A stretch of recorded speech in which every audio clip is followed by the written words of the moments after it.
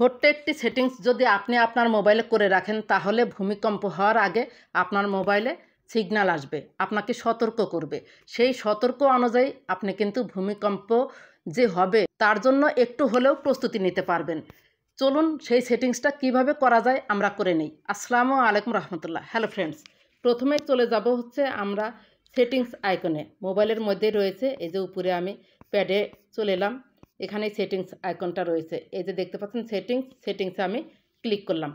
এরপর এখানে search bar রয়েছে, সার্চ বারে লিখলেও চলে আসবে, অথবা এখান থেকে আপনারা খুঁজে নেবেন safety and emergency. Safety and emergency গিয়েও এটা সেটিংস করা যায়, অথবা সার্চ সেটিংসে এসেও করা যায়।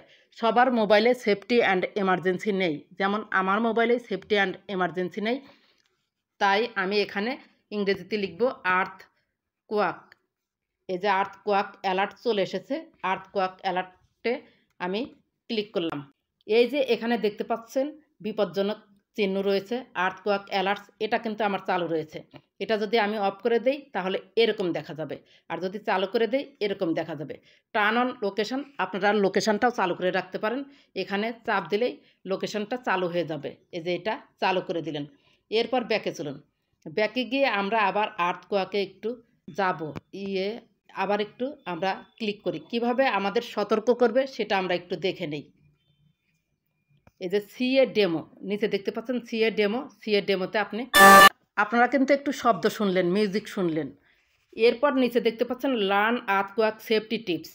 যখন ভূমিকম্প হবে তখন আমাদের কি করা উচিত, এখানে একটু ক্লিক করুন। ক্লিক করে এখানে দেখবেন যে কিছু ছবি দিয়েছে, এই যে এখানে ছবি দিয়েছে, ছবিটা এই যে জুম করে দেখায়, দেখতে পাচ্ছেন এই যে টেবিলের নিচে লুকাচ্ছে, দৌড়াদৌড়ি করা যাবে না।